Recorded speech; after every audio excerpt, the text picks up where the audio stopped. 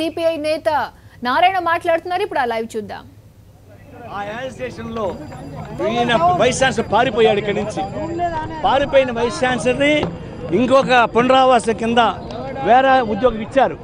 అయినా ఇప్పుడు కన్నయ్య వస్తాడని తెలిసి మళ్ళీ ఆయన తీసుకొచ్చి వీసీగా పెట్టించి విద్యార్థులు ఉద్యోగుల మధ్య ఘర్షణ పెట్టించి ఆ ఘర్షణ నుంచి కన్నయ్య రావడానికి వీల్లేదని చెప్పేసి కొత్త చట్టం పాస్ చేశారు. ఇదంతా కేంద్ర ప్రభుత్వం కుట్రపూరితంగా కన్నయ్యని ఇక్కడ అడుగు పెట్టడానికి వీలు లేకుండా చేస్తానంటే కేంద్ర ప్రభుత్వం భయపడతా ఉంది. కన్నయ్యని చూసి కేంద్ర ప్రభుత్వం భయపడడం అంటే కన్నయ్య విజయం సాధించేట్లు లెక్క. ఇప్పుడు అడిగిందేంటి?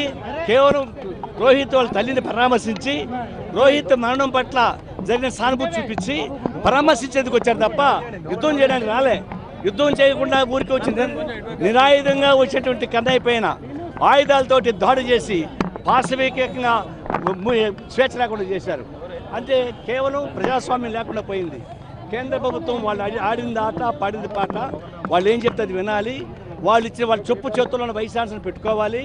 వాళ్ళు ఆర్డర్ వేస్తే డిస్మిస్ చేయాలి. కేవలం కన్నయ్య కాదు, అలహాబాద్ యూనివర్సిటీలో రీసెర్చ్ సింగ్ అట్లా చేసింది, అట్లా చేశారు. అట్లా అన్ని యూనివర్సిటీ అట్లా చేస్తున్నారు. ఏబీవీపీ ఏమి చెప్తే దాని ప్రకారం యూనివర్సిటీస్ ఉండాలని చెప్పేసి ఒక తత్వం చేస్తున్నారు. కాబట్టి అన్ని చోట్ల వామపక్ష భావాలు కానీ వాళ్ళందరూ కూడా అణగదొక్కాలని ప్రయత్నిస్తారు. నిజంగా ముస్లిం ఫండమెంటల్స్ వ్యతిరేకం కాదు వీళ్ళు. ముస్లిం ఫండమెంటల్స్ ఉన్నా పర్వాలే, కానీ వామపక్ష భావం ఉండకూడదు. కాబట్టి ఇలాంటి కఠిన చర్య తీసుకుంటారు. మేము తీవ్రంగా ఖండిస్తున్నాం. విశ్వవిద్యాలయాల్ని పోలీస్ క్యాంపులుగా మార్చేస్తూ ఉన్నారు. ఇది పోలీస్ క్యాంపులు కాదు, ఇది విశ్వవిద్యాలయాలు. పవిత్ర విశ్వవిద్యాలయాన్ని పోలీస్ కాన్సంట్రేట్ క్యాంపుగా మార్చేటువంటి దీనిపైన మేము దేశవ్యాప్తంగా పెద్ద ఎత్తున ఆందోళన సాగించి ఈ కేంద్ర ప్రభుత్వానికి ఈ సంఘ పరివార ప్రభుత్వానికి తగిన గుణపాఠం చెప్పి తీరుతాం. ఇవ్వకపోతే పార్కులో పెట్టుకుంటాం. ఇప్పుడు వాళ్ళు అనుమతి ఇవ్వచ్చినా ఇవ్వకపోయినా మా కార్యక్రమం కొనసాగుతూనే ఉంటుంది. అదేం ప్రాబ్లం లేదు. అందులో హాల్ మీటింగ్ బ్యాన్ చేస్తే వాళ్ళ తీవ్ర పరిణామాలు ఉంటాయి. అయినా సరే వాళ్ళ దయాదాక్షిణ్యంపై మా మీటింగ్ జరగవు.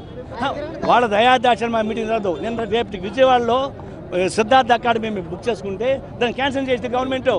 విజయవాడ క్యాన్సిల్ చేయించింది. అంటే సుందర విజ్ఞాన కేంద్రం వాళ్ళు భయపడలే, వాళ్ళు భయపడతారు. కాబట్టి మీటింగ్ కూడా జరగకుండా చేస్తున్నారు. ఇప్పుడు మా నిరసన తెలియజేస్తారు వాళ్ళు. వాళ్ళకి సంఘీభంగం మేము వచ్చాము. రేపు ఏం చేస్తారో స్టూడెంట్ విద్యార్థి నాయకులు వాళ్ళు నిర్ణయించుకుంటారు.